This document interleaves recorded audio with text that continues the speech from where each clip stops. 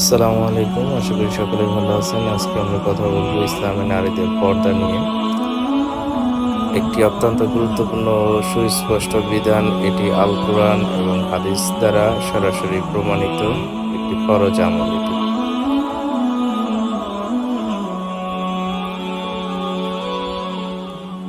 মেয়েদের পর্দার সার্বিক বিধান ও গুরুত্ব নিচে বিষয়ভিত্তিক টপিক আকারে বিস্তারিত আলোচনা করা হবে।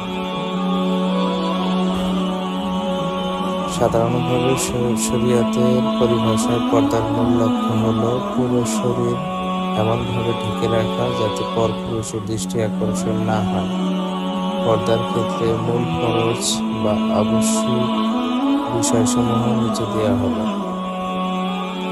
১ নম্বর, পরপুরুষের সামনে চেহারা, চুল ও শরীর ঢাকা। গায়ের মাহরাম যাদের সাথে বিবাহ বৈধ পুরুষদের সামনে মুখমণ্ডল, চুল, গর্দানের অংশ পুরোপুরি শরীর ঢেকে রাখা ফরজ। বেশিরভাগ ফিকাহ ও আলেমের মতে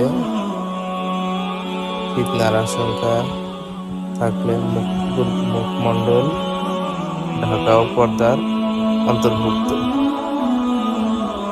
২ নম্বর হচ্ছে পোশাক ঢিলাঢালা হওয়া। পোশাক এমন হওয়া যাবে না যা শরীরের সাথে লেগে থাকে বা শরীরের অঙ্গ প্রত্যঙ্গের কাটছাঁট ও খাঁজ ফুটিয়ে তোলে। ঢিলেঢালা বোরকা বা পোশাক পরা ফরজ। ৩ নম্বর, পোশাক মোটা হওয়া। পোশাক এমন পাতলা হওয়া যাবে না যা শরীরের সাথে লেগে থাকে বা শরীরের অঙ্গ প্রত্যঙ্গ কাটছাঁট ও খাঁজ ফুটিয়ে তোলে। ঢিলেঢালা বোরকা বা পোশাক পরা এটা হচ্ছে ফরজ। ৩ নম্বর, পোশাক মোটা হওয়া। পোশাক এমন পাতলা হওয়া যাবে না